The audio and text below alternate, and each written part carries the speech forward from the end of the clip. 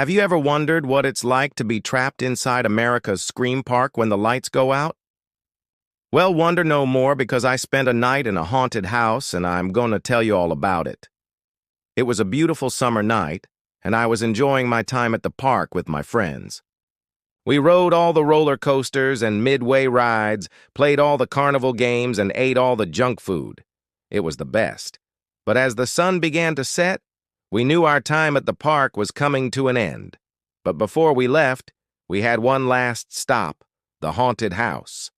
Now, this is no ordinary haunted house. This is a haunted house where they keep the scares to a minimum for little kids. So it's not like those other haunted houses where you're getting your heart ripped out by a chainsaw-wielding maniac in a hockey mask. No, this haunted house is full of fun scares like skeletons and jump scares and maybe a few bloody meat cleavers. As we entered the haunted house, we were met with the usual array of props and set design that you would expect. There were skeletons and cobwebs and a guy dressed up like a zombie. But as we made our way through the house, we started to hear strange noises. At first it was just the sound of people screaming and laughing, but then we started to hear strange whispers and footsteps.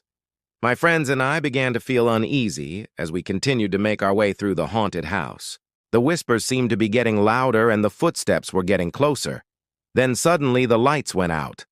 We panicked and ran for the exit.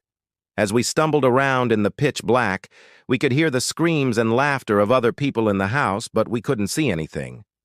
Then we heard a voice. It said, "Help me." My friends and I stopped and looked around. "Help me," it said again. And then we saw it. A bloody meat cleaver. It was lying on the floor in front of us, and it looked like it had just been used. We screamed and ran for the exit, but we couldn't find it.